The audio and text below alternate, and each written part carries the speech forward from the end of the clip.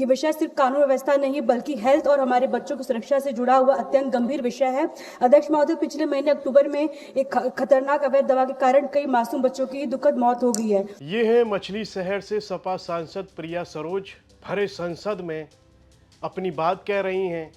इनकी आवाज़ गूंज रही है और मुद्दा उठाया है इन्होंने वही कफ सिरप का। इस पर बड़ा संदेश दे रही हैं, कह रही हैं कि इस कफ सिरप के मामले में बड़े बड़े लोगों का हाथ है। बच्चों की जान जा रही है, नकली दवाएं बनाई जा रही हैं। कई तरह के इन्होंने पॉइंट्स हैं, गिनवाए हैं और नई चीज़ों को उठाया है संसद भवन के अंदर। क्या कुछ कह रही हैं प्रिया सरोज, आइए वो सुनते हैं। शून्यकाल में आपने मुझे बोलने का अवसर दिया। सदन का ध्यान उत्तर प्रदेश से संचालित 100 करोड़ के कोडिन बेस्ड खांसी के दवाइयों के अवैध सरकारी सिंडिकेट की ओर आकृष्ट करना चाहती हूँ। ये विषय सिर्फ कानून व्यवस्था नहीं बल्कि हेल्थ और हमारे बच्चों की सुरक्षा से जुड़ा हुआ अत्यंत गंभीर विषय है। अध्यक्ष महोदय, पिछले महीने अक्टूबर में एक खतरनाक अवैध दवा के कारण कई मासूम बच्चों की दुखद मौत हो गई है और इस पूरे मामले में अब तक 98 से ज्यादा एफआईआर दर्ज हो चुका है। ये सिर्फ छोटे लोग नहीं बल्कि बड़े बड़े और प्रभावशाली लोग शामिल बताए जा रहे हैं। अध्यक्ष महोदय, जौनपुर में 4 नई फार्मों के खिलाफ मामला दर्ज किया गया है। इसके साथ ही वाराणसी और आसपास के क्षेत्रों में भी इस सिंडिकेट की गहरी जड़ें सामने आई हैं। मीडिया रिपोर्ट से ये भी सामने आया है कि इस पूरे नेटवर्क में सरकारी तंत्र से जुड़े लोग कुछ शामिल है। ये साफ है कि फर्जी कंपनियां, बिना लाइसेंस की फार्मेसी, नकली दस्तावेज और हवाले के लेन देन के जरिए ये कारोबार लंबे समय से चल रहा है। अध्यक्ष जी, जब उत्तर प्रदेश में इन दवाओं पर प्रतिबंध था तब भी सिरप खुलेआम बिक्री हो रही थी। जब ये बेहद चिंताजनक है कि दवा लाइसेंस जारी होते रहे, बिना पर्ची की बिक्री होती रही, पिल और रजिस्टर फर्जी बने और जहर को इलाज बताकर आम जनता बच्चों को पिलाया गया। अध्यक्ष महोदय, जब इतनी बड़ी मात्रा में जहरीली दवाएं आम बाजार तक पहुंचती है तो जनता के मन में सवाल उठता है कि सरकारी तंत्र सो रहा था कि शामिल था। मैं विपक्ष की सांसद होने के नाते सवाल साफ तौर पर उठाती हूं कि जब तक राजनीतिक संरक्षण, प्रशासनिक मिलीभगत और भ्रष्ट तंत्र पर उंगली नहीं उठेगी तब तक ऐसे धन्यवाद माननीय सदस्य। नहीं। सरकार से स्पष्ट मांग करती हूं कि इस पूरे मामले को निष्पक्ष और गहराई से जांच। बनारस से उठा कफ सिरप का मुद्दा धीरे धीरे प्रदेश से ही पूरे देश में फैल गया है। ये नेटवर्क फैला और जहरीली दवा बेचने वाले, सप्लाई करने वाले लोग शामिल हैं। इस सब के खिलाफ कार्रवाई भी हो रही है। कफ सिरप तस्करी के सरगना शुभम के 12 बैंक खातों में 2 करोड़ रुपए फ्रीज कर दिए गए। नशे में इस्तेमाल होने वाली कोडीन युक्त सिरप को तस्करी के सरगना शुभम जायसवाल के खिलाफ बड़ी कार्रवाई करते हुए पुलिस कमिश्नरेट के 5 ने जांच टीमों को लगा दिया है। 12 बैंक खातों में काफ़ी बड़ी रकम पड़ी थी जिसको सीज कर दिया गया है। इन खातों को कफ सिरप तस्करी का आंकड़ा 2000 करोड़ रुपए तक जा पहुंचने की आशंका एसआईटी और इसमें जो शुभम की जो अचल संपत्तियां हैं उनके बारे में जानकारी जुटाई जा रही है और जो भी है इसमें वो सब कुछ सीज कर दिया जाएगा। इस तरह की चीज़ें भी सामने आ रही हैं। पुलिस भी लगातार इस मामले में एक्शन लेती हुई दिखाई दे रही है। तो ये जो पूरा कफ सिरप का मामला है इसको मछली शहर से सपा सांसद प्रिया सरोज संसद में उठाती हुई दिखाई दी हैं और एफआईआर में भारी मात्रा में कफ सिरप की खरीद का जिक्र भी किया गया है। मशक्कत के बाद 26 दवा दुकानदारों की खरीद बिक्री की डेटा मिले हैं जिसके मुताबिक जांच में 5 दुकानें ही अस्तित्व में नहीं मिली जिनके मालिकों की गिरफ्तारी के लिए दबिश दी जा रही है। 21 फर्मों में कफ सिरप की सबसे ज़्यादा 6 लाख और सबसे कम 90,000 शीशियाँ बेची गई हैं।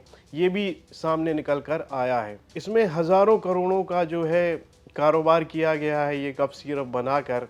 तो हाल ही में जो शुभम जायसवाल है उसका भी वीडियो आया था जिसमें वो साफ तौर पर सफाई दे रहा था कि जिसमें बच्चों को जो मौतें हुई थी मध्य प्रदेश में वो अलग कफ सिरप थी और ये जो कोडीन है जिसको शुभम जायसवाल कह रहा है कि उसके यहाँ बनाई गई वो अलग कफ सिरप है।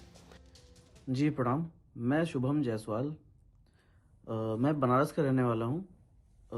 आज काफ़ी दिनों से, लगभग 1 महीने से मेरे बारे में news channel, social networking sites और बड़े बड़े नेताओं के प्रेस कॉन्फ्रेंस में मेरे बारे में बोला जा रहा है कि मैंने जहरीली सिरप बेची है, जहरीली दवाओं का मैं क्रय विक्रय किया हूँ। मेरे द्वारा दवा बेची गई दवाओं से बच्चों की मौत हुई है, मासूम बच्चों की मौत हुई है और भी काफ़ी तरीके की बातें फैलाई जा रही हैं। यहाँ तक कि सदन में भी ये बात बोला गया कि यूपी में और बनारस में मेरे द्वारा ऐसी दवाओं का विक्रय किया गया है जो कि प्रतिबंधित है, नकली हैं और नशीली हैं, और ऐसी दवाएं जिनसे बच्चों की मौत हुई है। तो जी, मैं आप सभी को ये बताना चाहता हूँ कि ये सारी बातें झूठ हैं। माननीय अखिलेश यादव जी जो कि समाजवादी पार्टी के राष्ट्रीय अध्यक्ष हैं, उन्होंने भी इस पे टिप्पणियां की हैं। उनके अलावा भी बहुत से नेता लोग ऐसा बोल रहे हैं कि मैंने जहरीली सिरप बेची है, बच्चों की मौत हो गई है, या खांसी हो तो आप सिरप मत पीजिए। जी, इस तरीके की बहुत सी बातें हुई हैं। आप सभी को मैं ये बिल्कुल क्लियर करना चाहता हूँ, ये सारी बातें झूठ हैं। मेरे द्वारा ऐसा कोई कार्य नहीं किया गया है। आप देखिए कि ये है फेंसिडिल कफ सिरप, ये एबट हेल्थ केयर का आता है। एबट हेल्थ केयर एक मल्टीनेशनल कंपनी है। जी, आपको मैं बता दूं कि फेंसिडिल कफ सिरप ना ही प्रतिबंधित है, ना ही जहरीली है, ना ही किसी भी तरह की नारकोटिक श्रेणी में आती है। आप मेरे पास डॉक्यूमेंट्स हैं इससे रिलेटेड जो भारत सरकार ने जारी किए हुए हैं। ये एक सामान्य श्रेणी की दवा है जिसको कफ होने पे यूज करते हैं। तो इस तरह उसने अपने वीडियो में सफाई भी दी थी। तो अब जो है ये मामला यहाँ है कि इसको संसद में भी उठा दिया गया है। पहले धर्मेंद्र यादव जो आजमगढ़ से सपा सांसद हैं, उन्होंने उठाया था संसद में, और उन्होंने कहा कि एक जाति विशेष के माफिया हैं जो इस पूरे मामले में संलिप्त हैं, और वही इस मामले में लगातार चीज़ें हैं जो करते रहे हैं। गाड़ियाँ भी माफियाओं को दी गई हैं महंगी महंगी। इस तरह के चीज़ें जो है धर्मेंद्र यादव ने संसद में उठाई थी। उत्तर प्रदेश से शुरू होकर बिहार, बंगाल, झारखंड, मध्य प्रदेश, राजस्थान और देश के बाहर की भी कई देशों में जो नकली कफ सिरप का एक पूरा का पूरा रैकेट चल रहा है सभापति जी, उसके बारे में आपके माध्यम से सदन और देश को अवगत कराना चाहता हूँ। सभापति जी, बनारस सेंट्रल बार एसोसिएशन के उपाध्यक्ष राजा आनंद ज्योति सिंह जी इसी कफ से आज से लगभग 1 साल पहले खत्म हुए। उनकी पत्नी भारती सिंह जी ने बताया 1 साल से बनारस पुलिस के दर पे वो भटकती नहीं, कोई उनकी एफआईआर स्वीकार नहीं हुई। मीडिया के माध्यम से जब ये बात बाहर निकल के आई तो हमारे राष्ट्रीय अध्यक्ष जी आदरणीय अखिलेश यादव जी ने प्रेस कॉन्फ्रेंस की, मीडिया के माध्यम से ट्वीट तमाम तरीके से किया, तब जाके बनारस की पुलिस सक्रिय हुई।